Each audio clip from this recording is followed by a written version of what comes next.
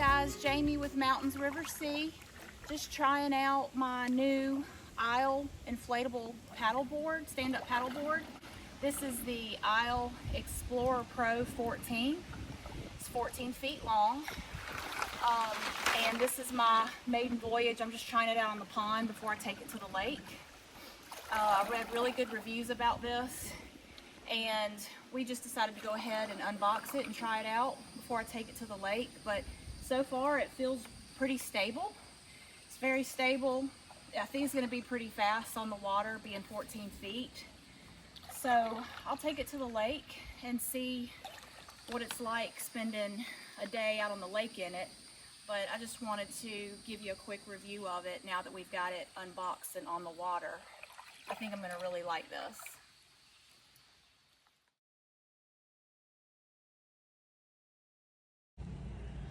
Okay, one thing that we figured out the hard way is if this is taking forever to go up, like you've set it to 15 and it's just taking a really long time, come over here and feel this valve and make sure there's not air escaping, because this right here can come loose and air can escape. So make sure that that is tight and that you've got your valve all the way down and turned. Otherwise, you're gonna think it's filling up, but it's really losing air as it pumps up. So get that tight. Okay, so you've got a good connection, but this can come loose and let air escape. So make sure, just, put your hand here and make sure you don't feel air escaping, and then you'll know why your board is taking like 20 minutes to fill up.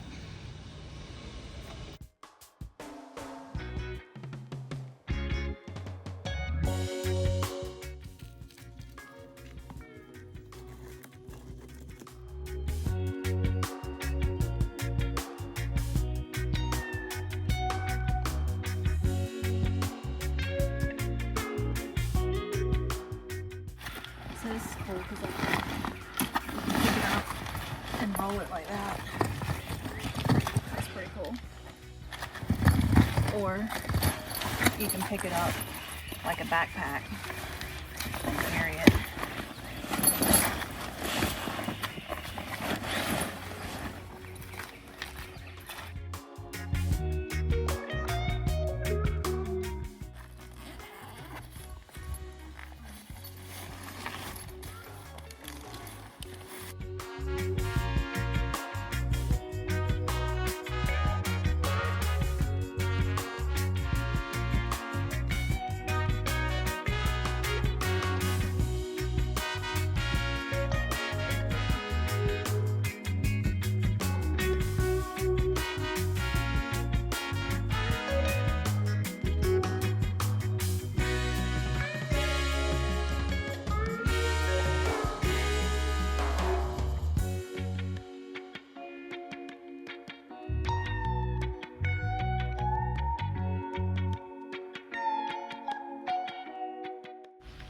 Okay, we're trying to pump up my brand new Isle Explorer Pro 14.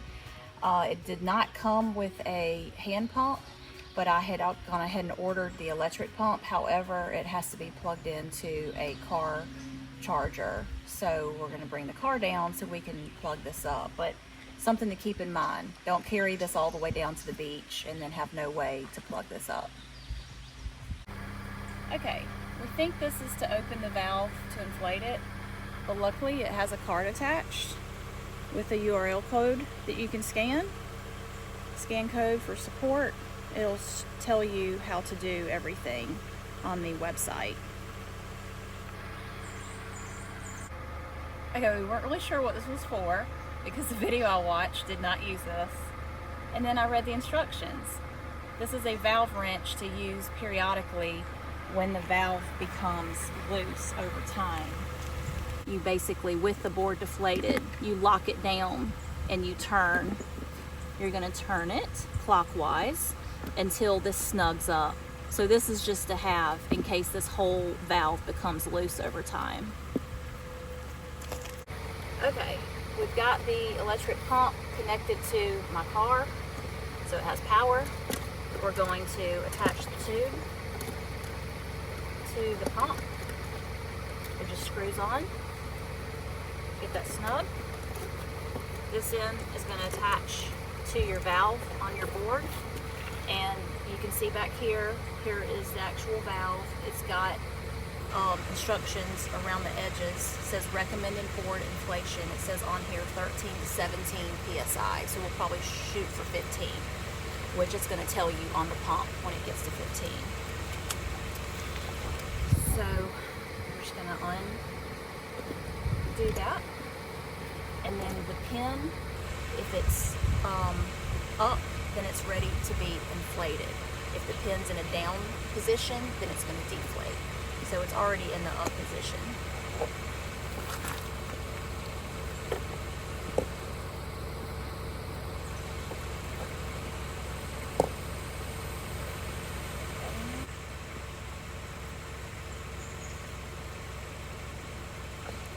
We're going to get that to lock.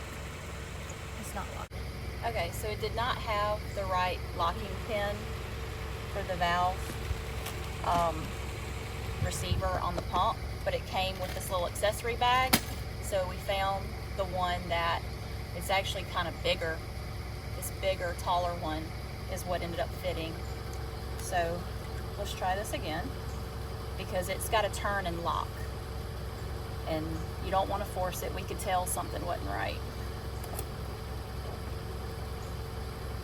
So you're going to slide that down in there, and then you're going to twist it to the left till it locks. Okay,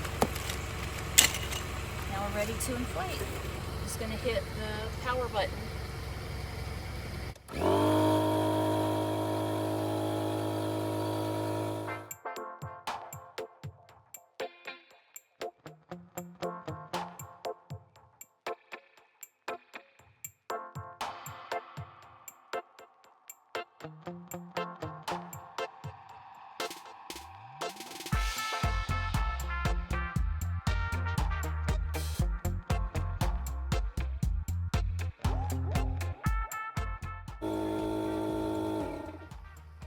I just want to tell y'all, it took till it got pretty much full form before it even starts reading PSIs on here. So now that it's full, the machine's going to actually start reading the pressure. So it said 0 up until it got to about this point. So don't think your machine's broken or that the meter's not working. It just doesn't read PSIs until it gets full form.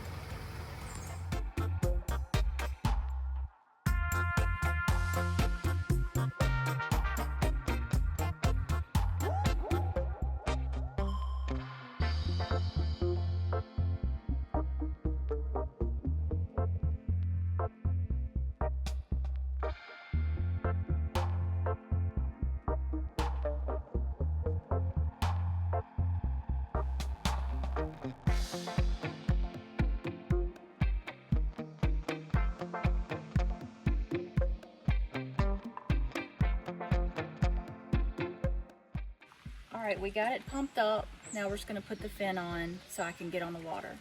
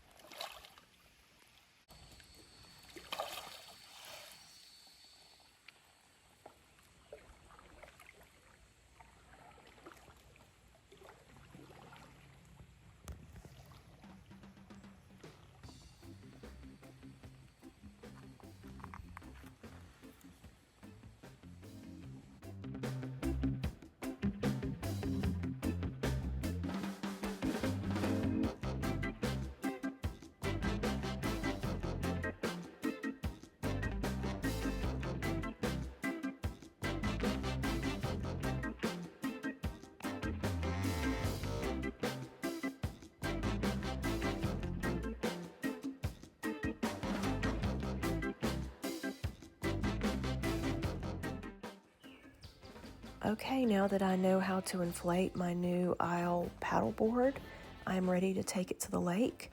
Because I'm only going 20 minutes away to Table Rock State Park, I decided to car top it like you would a hardboard or a kayak. But if you do car top it, make sure you deflate it some, because if it gets overheated or is in the sun for too long, you can ruin your inflatable paddleboard. It will ruin the stitching. So always keep that in mind and deflate it a little bit if it's going to be in the hot sun for any period of time.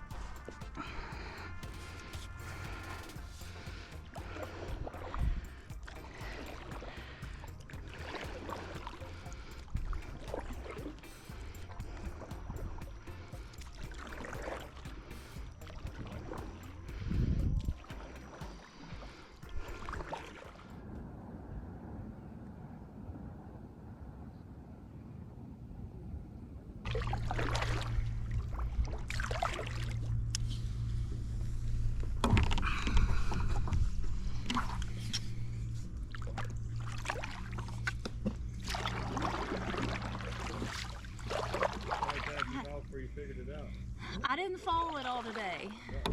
Not today.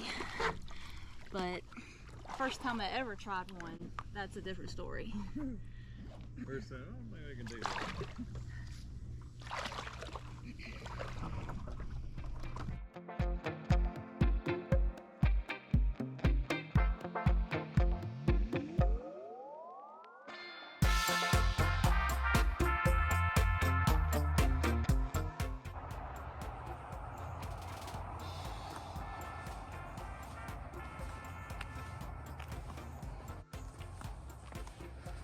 All right,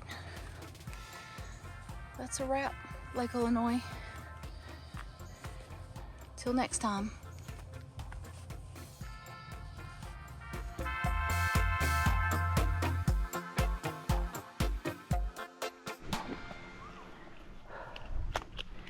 Okay, so here's my attempt at do-it-yourself seating system for kayak mode.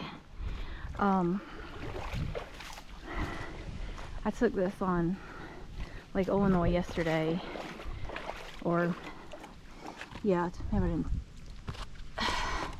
2 days ago actually, and I just had this crazy creek camp chair.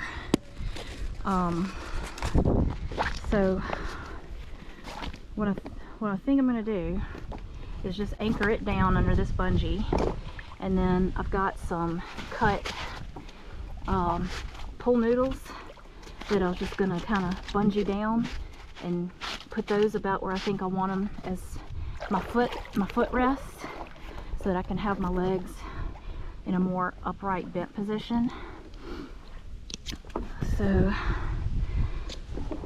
I think I'm just gonna bungee it down like that, and then have it more or less where I want it. It probably could be a little more forward, but I think this is gonna be okay. so I can kind of keep it there, stand here while I'm paddleboarding, and then flip it like that to sit down and put my feet up. So I'm going to try that out and see how that works. Here's my rig. I got the bungees holding down my dry bags. A little cooler with my drinks in it. It's actually my lunch bag, but my Crazy Creek camp chair, bungeed down. Pool noodles, bungeed down, but I think I need like an actual strap or rope holding this down.